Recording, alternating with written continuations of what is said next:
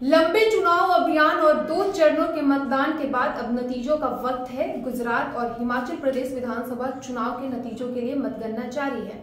जल्द ही नतीजे सामने होंगे। नमस्कार, प्रेस जागरण में आपका स्वागत है। मैं हूं स्वाति।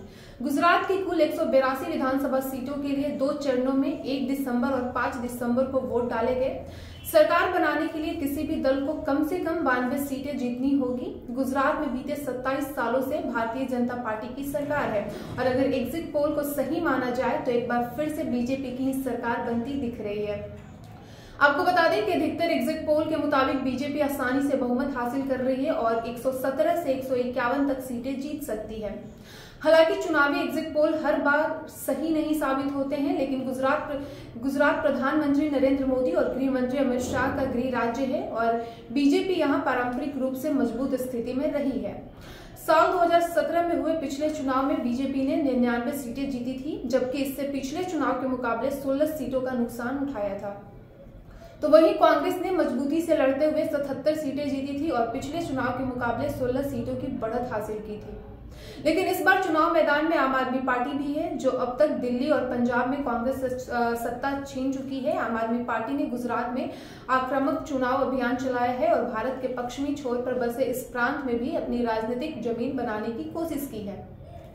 1 दिसंबर को पहले चरण में 19 जिलों की 79 सीटों पर मतदान हुआ था। इसके लिए 788 उम्मीदवार मैदान में थे। चुनाव आयोग के मुताबिक पहले चरण में औसत मतदान प्रतिशत 63.31% रहा। वहीं दूसरे चरण में यानी कि 5 दिसंबर को 14 जिलों की 93 सीटों पर वोटिंग हुई थी, जिसके लिए 833 प्रत्याशी मैदान में थे। चुनाव आयोग के मुताबिक दूसरे चरण में औसत मतदान प्रतिशत 65.30% रहा।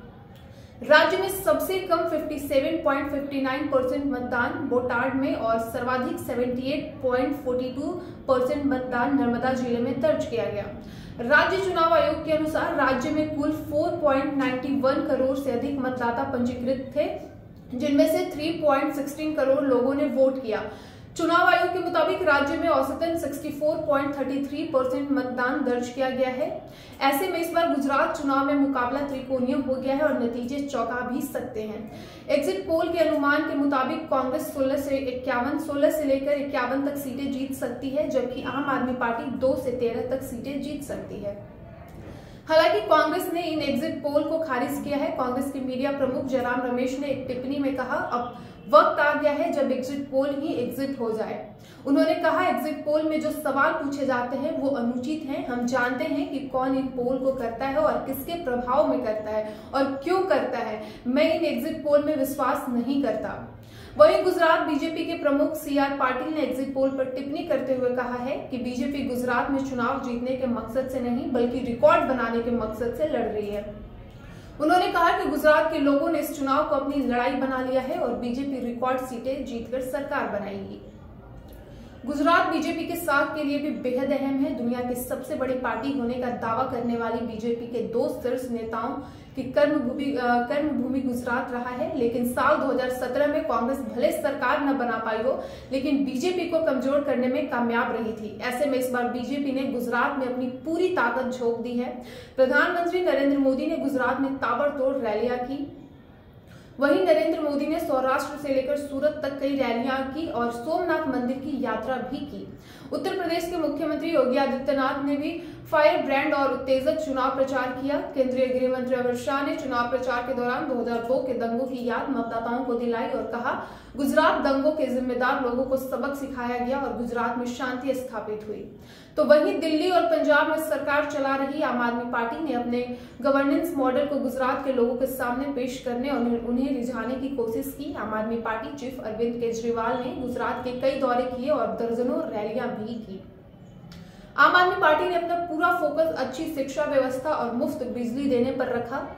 हालांकि चुनाव के अंतिम दिनों में गुजरात में आम आदमी पार्टी का चुनाव प्रचार कुछ कमजोर होता नजर आया और पार्टी ने दिल्ली के MCD चुनाव पर अधिक फोकस किया, जहां वो भारतीय जनता पार्टी को सत्ता से हटाने में भी कामयाब रही।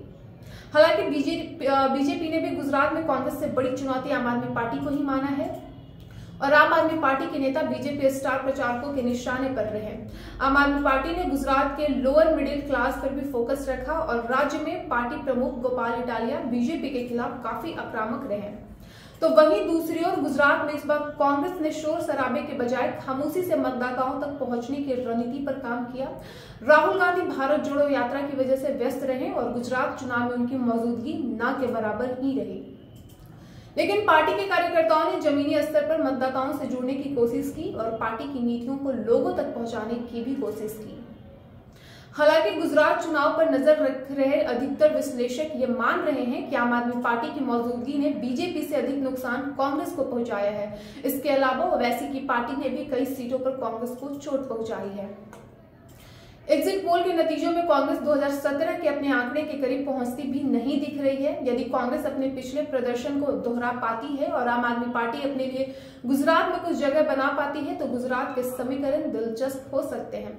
ऐसे ही तमाम खबरों के लिए बने रहिए प्रेस जागरण के साथ। धन्यवाद। भैया इसको जल्दी से बना दीजिए।